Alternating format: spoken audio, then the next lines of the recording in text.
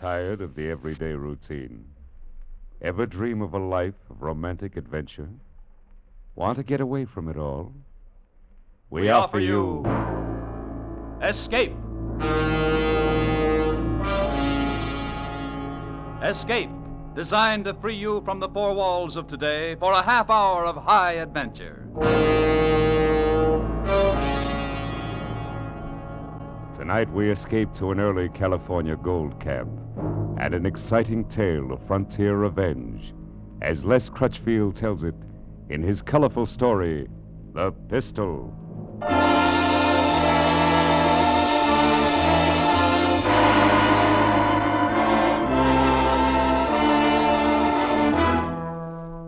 San Francisco Bay was a graveyard that summer, with over 300 deserted windjammers lying at anchor, and the city itself the next step to a ghost town.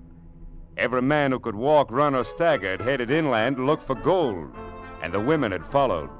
Mostly they traveled up the river as far as Sacramento, then fanned out into the hills. That was the jumping-off place, Sacramento.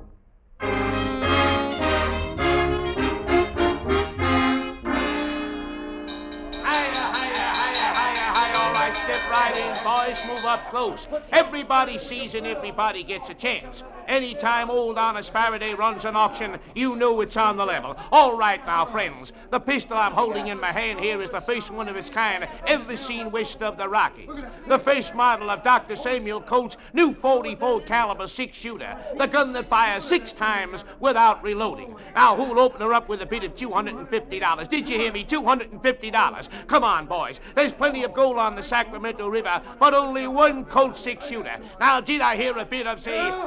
$250.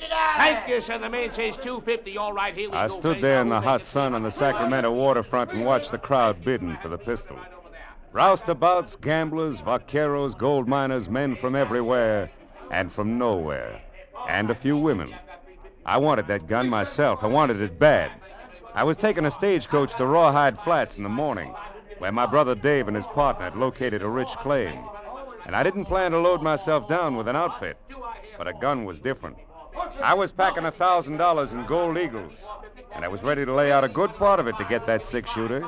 The bidding reached $500. All right, anybody else? Anybody making $550? $525. Anybody else?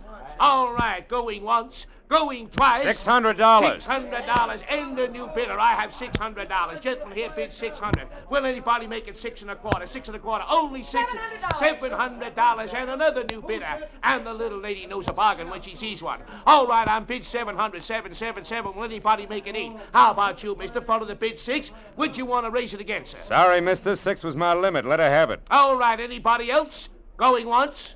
Going twice? Sold! Lady, you bought yourself a gun. Thank Now, you. friends, if you'll step right Pardon over me, here to the please. end of the platform, I've got Could I get through? Pardon me, please. Well, congratulations. What? Oh, you should have kept on bidding. Why? You'd have gone to $1,000 if you had to. Yes, I suppose I would. I guess it just isn't your lucky day. Oh, I don't know. Haven't I just met the prettiest girl in California? Have you? Haven't I? Maybe that's not as lucky as you think.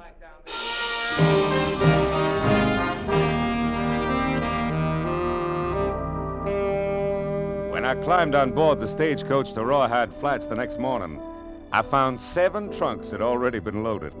5 tied on the back and top and 2 inside. And a few minutes later, their owner showed up. Oh, it was the red-headed gal who'd bought the gun the afternoon before.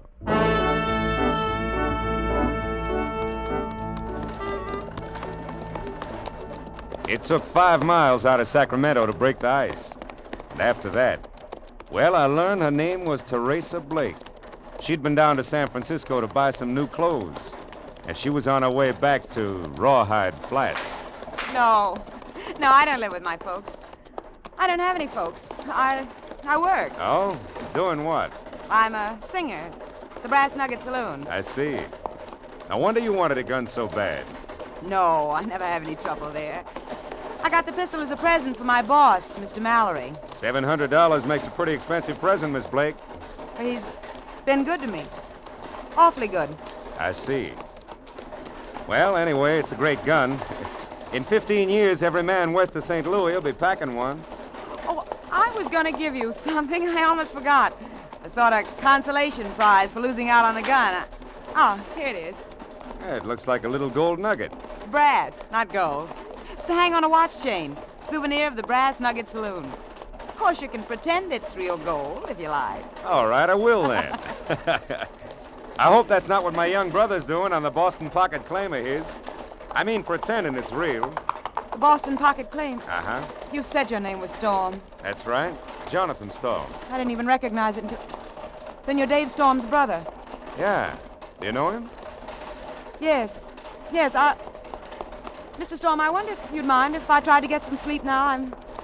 I'm really awfully tired.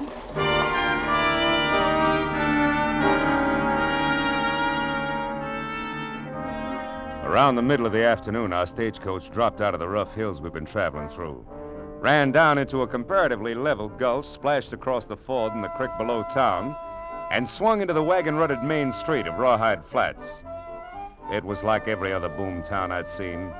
A mixture of mud, shacks, board-fronted stores, bars, rooming houses, stables, horses, burros, and men. Men everywhere, milling and shoving along the plank walks and out into the street. Noisy, brawling, bearded, and tough. Rawhide Flats.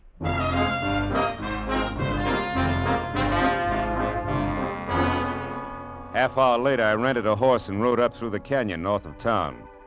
Both banks of the creek were lined with miners busy with picks and shovels, pans and rockers, all of them breaking their backs, sweating out their hearts for the same reason, gold.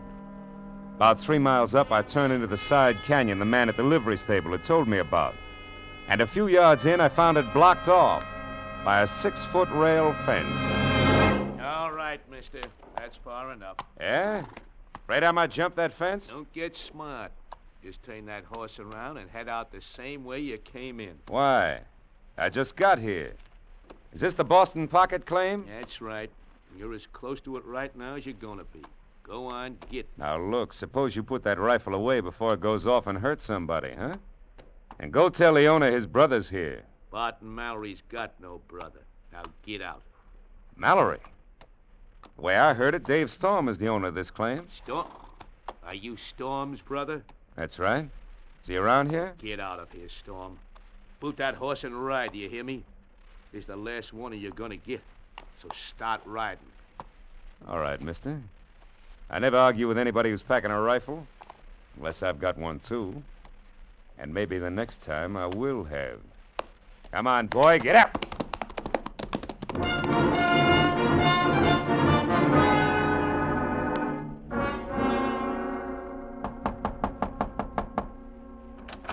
Yes? Oh, Mr. Storm. What are you doing here? How did you find my room? I asked one of the bartenders over at the Brass Nugget. Mind if I come in, Miss Blake? Of course I mind. Why, if Mr. Mallory found you here, He'd what? You only work for him. He doesn't own you, does he? That's no concern of yours. You're presuming a good deal simply because we rode in the same stagecoach. Now get out. Miss Blake, I didn't come here with any presumption in mind. All I'm after is some information about my brother Dave. Where is he? I don't know anything about him. You brought his name up yourself during the trip this morning. I have nothing to say. Will you please leave? What's this about Bart Mallory owning Dave's Boston Pocket claim? I know nothing about it. Dave's partner's called Dan Rivers. Do you know him? Get out. All right, Miss Blake. I'll find them. And it's nice to have seen you again. Look, if you want some good advice, leave town right now and don't ask any more questions. Why not? Never mind why not, Mr. Storm. Just get out of town fast. Thanks for the advice, Miss Blake. I'll decide whether it's good or not after I talk to my brother and his partner.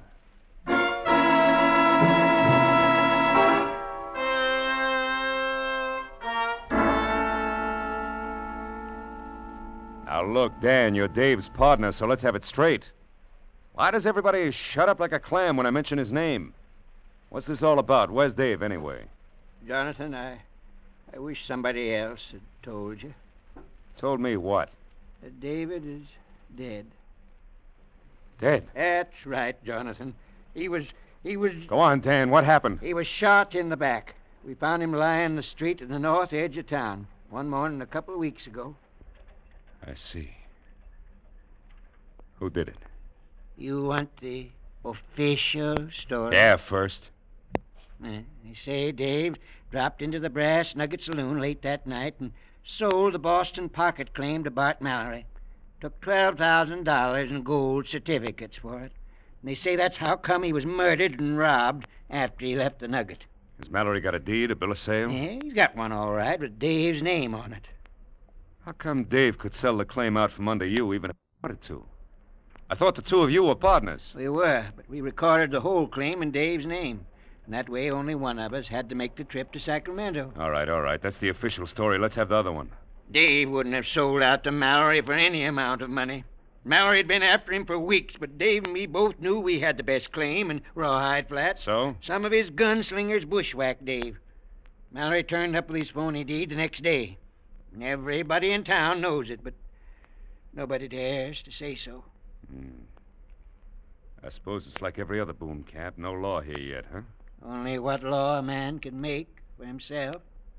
In that case, I guess I better make a little. To fit this Bart Mallory. Maybe you don't know exactly what you're tying into, son. Why, he's got half a dozen or more of the toughest boys in California on his payroll. We'll find out how tough they are. Don't count much on me. I'm an old man. All right, Dan. So they're not the best odds in the world. Can't be helped. You play with the cards you got. Dave used to tell me you were the coldest man he ever seen when it come to trouble. I think maybe he was right. Well, first thing I need's a gun. With odds the way they are, I guess I better have a six-shooter. Pretty out of luck, Jonathan. I've heard of 'em, but you won't find one here in Rawhide. Oh, there's one here, all right.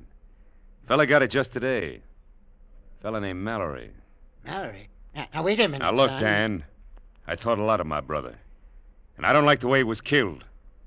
I need that gun of Mallory's. I'm going to get it. And then I'm going to use it to get Mallory. That's the way it's going to be, Dan. You can count on it.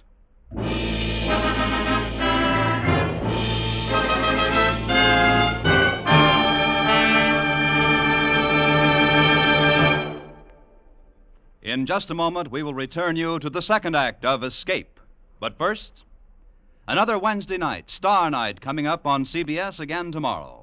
The young fellow who made good on the Bing Crosby show last week will be back again for more songs and fun-making. The young fellow named Al Jolson, who Bing thinks is quite promising.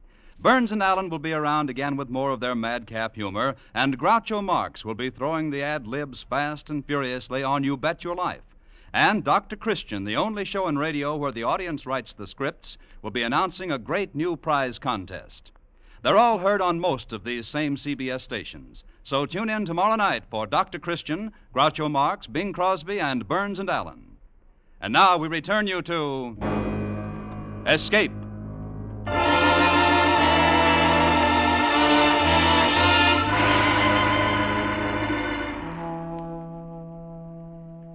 I stepped inside the swinging doors of the Brass Nugget Saloon and looked things over. Finally, I had the bartender point out Mallory. He was sitting at a table in the back near the offices, playing poker with three other men. The two boys lounging against the wall behind him were obviously his bodyguards. I pushed my hat back on my head and walked toward the table.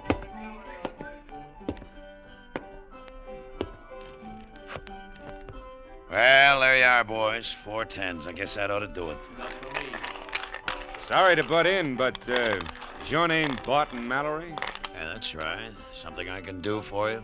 My name is Storm.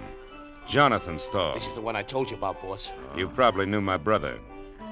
Oh, yes, David Storm. Sure. He used to come in here. So I heard. You got anything special in your mind? Yeah. I need a gun. I understand you got a new six-shooter.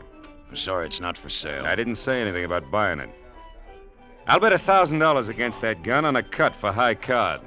What do you say? Sorry, Storm. The gun's out of it. Name something else. No, I want the gun. What's the matter, Mallory? The boys told me you'd bet on anything in the house if the odds were right. Yeah, that's right. I will. But the gun's a gift from a friend. Maybe you figure your luck's about to run out. Would that be it? All right, I'll take the bet. Benny, break out a new deck. Yeah. Well, there's the gun. Let's see your 1,000. Sure. Mind if I shuffle? No. Go ahead. Maybe I should have warned you, Mallory. I got a feeling this is my lucky night. I'll take a chance it isn't. By the way, you wouldn't happen to have any idea who shot my brother in the back, would you, Mallory? No, I'm afraid not. The killer hasn't been identified yet. That's too bad. Maybe I'll have to identify him myself. Your cut, Mallory. All right. 10 of clubs, huh? Go ahead, Storm. Jack of diamonds. Thanks for the gun. Oh, it's already loaded, too. Well, I think I'll be... I've been looking all over the place, and I can't find... Oh, Good evening, Miss Blake. how do you do, Mr. Storm? I'm sorry if I'm interrupting. No. I'm glad you came. Gives me an idea. Mallory, how'd you like another chance at my $1,000?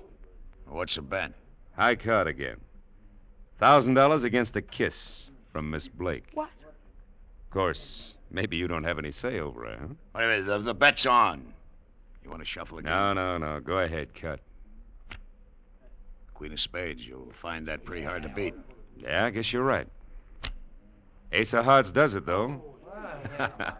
My lucky night, Mallory. Well, Miss Blake, I guess you're... Don't you dare. I'm afraid you don't have much choice about it, honey. I won this from your boss. You...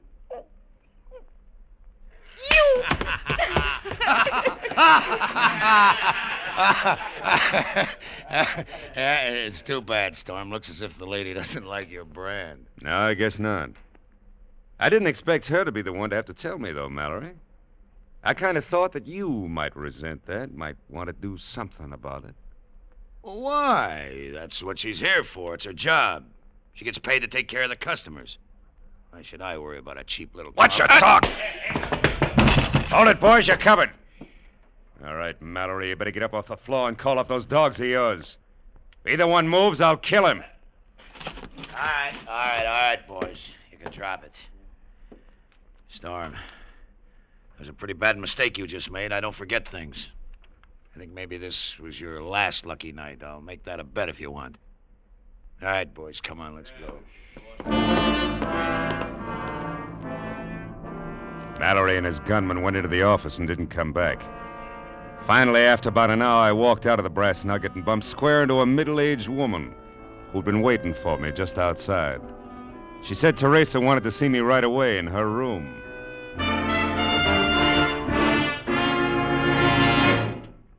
You can put that gun away, Mr. Storm.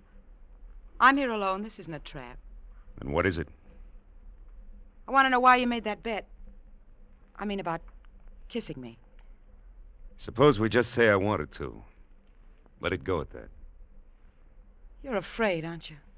You're afraid not to be tough. Is that why you asked me to come here to tell me that? Well, don't you suppose a girl can have feeling left? That you can be sorry for things? Meet somebody, maybe. Go ahead, honey. You're doing fine. What do you mean? I mean, I'm halfway ready to believe that. A little more of it, and I would believe it. And if I had any sense, I'd know better. I see. And that's the way you feel about it. It's a start, isn't it? This is the first time I have... Oh, what's the use? Try You it wouldn't and believe find out. Get out. You don't understand anything. Go on. Get out. Get out! Get out!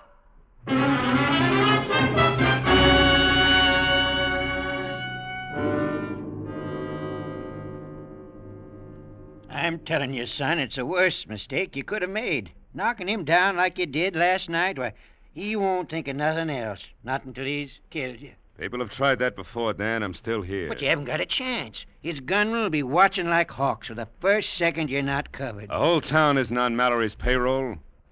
I've got an idea a lot of people around here might like to see him shown up. Provided somebody else called the play. Maybe so, but still leaves half a dozen of his gunslingers to deal with. I don't think so, Dan. If their boss is knocked over, they'll drift.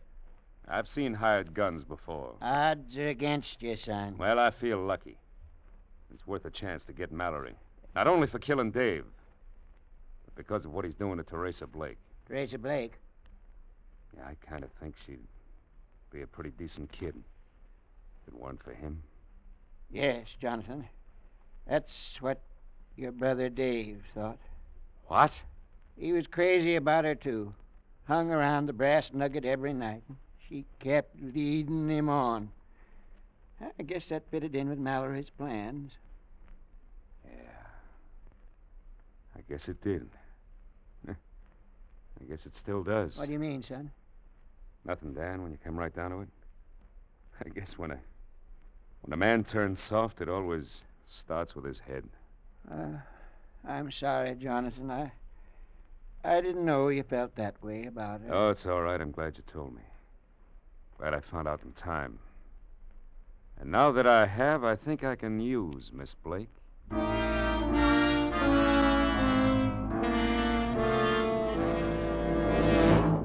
Why did you come here? What do you want? A short talk, honey. I don't want Mallory to see us. You've got to leave town. Leave now and don't come back, please. How much do you get for this, honey? I mean, talking me into leaving town and getting me out of Mallory's way. You fool. Oh, you fool. He doesn't mean a thing to me. It's you, don't you know that? I'll go with you if you'll only leave tonight. I'll go with you right now, please. No. I've gone too far now to turn back. I've got to finish it up. It's not too far yet, but it will be. Maybe you'll want to turn back then, only it'll be too late. A few hours from now, it'll all be done. And then maybe we can think about some other things. If you still want to. Want to? Of course I'll want to, Johnny. Johnny. Nobody's called me that for a long time. Terry, I want you to do something for me. Anything, Johnny, anything. Do you think you can get that deed to my brother's claim from Mallory's strongbox and give it to me? I think so. Yes, of course I can. He trusts me enough. Yeah, I'll bet he does. How long will it take? Give me an hour. All right. Johnny, would you kiss me first? Sure, Terry. Oh, Johnny. That was better than the one I risked $1,000 for.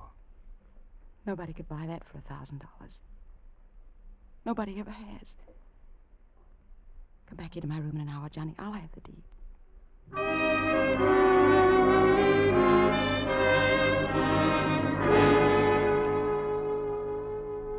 I followed her into town, staying behind her in the darkness. And from the opposite side of the street, I watched her walk into the swinging doors of the Brass Nugget. Then I slipped into the shadows between two tar paper shacks and waited.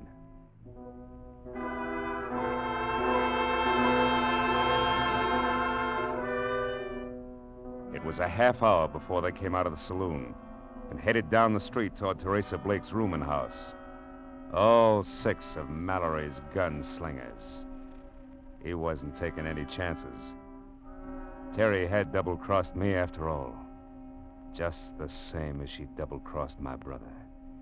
And that was fine with me because I was ready for it.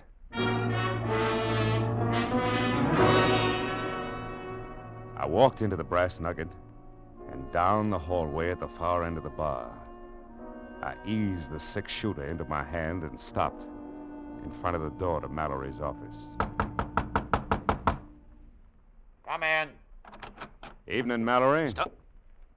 Well, it's quite a surprise. Yeah, I imagine. Keep your hands on the desk. Well, sure, Storm. I don't have a gun anyway. Watch him, Johnny. He's lying. He carries one in his sleeve. You dirty little rat. Well, I didn't see you there in the corner, Miss Blake.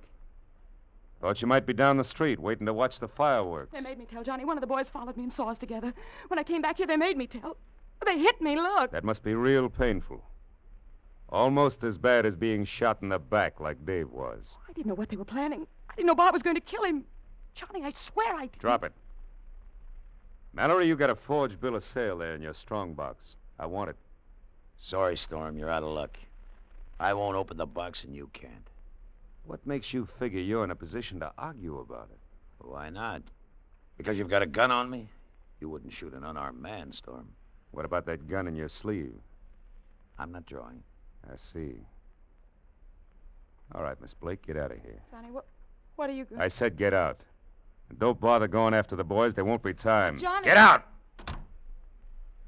So you won't draw Mallory, huh? You're going to play it safe.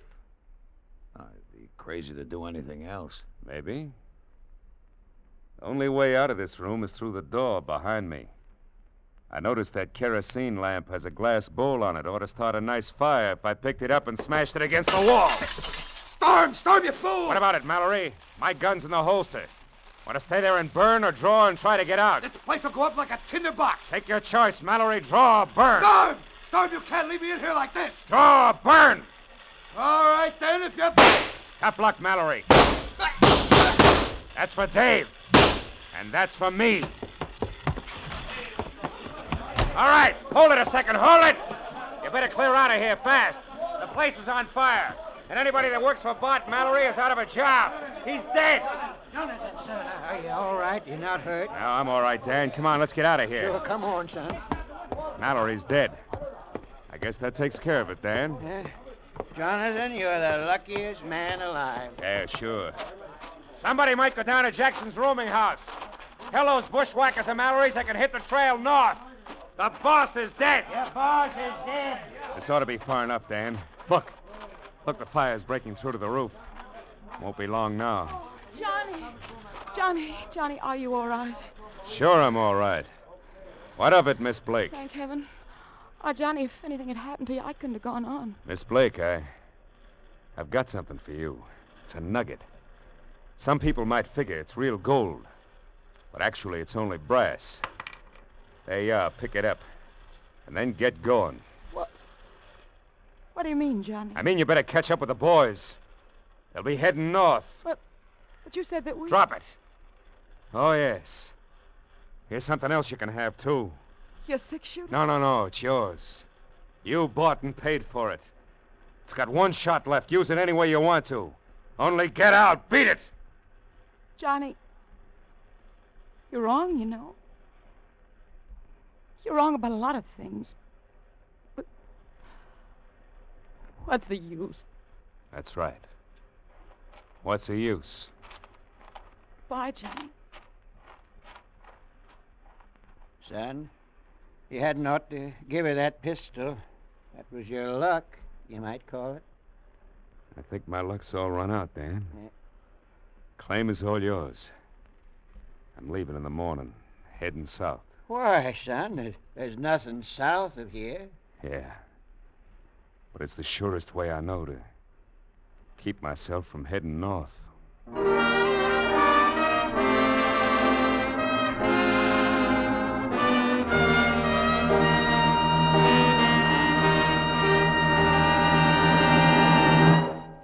Escape is produced and directed by William N. Robeson.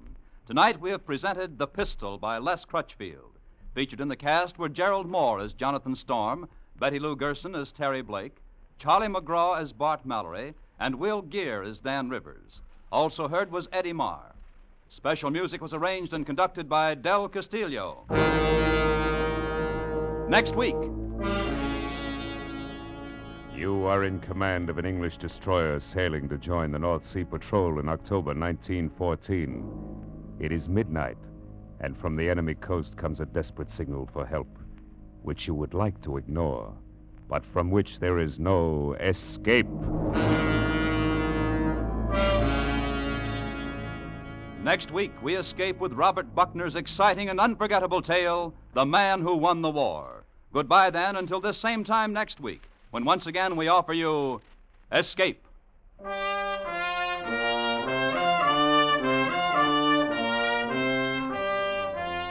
This is CBS, the Columbia Broadcasting System.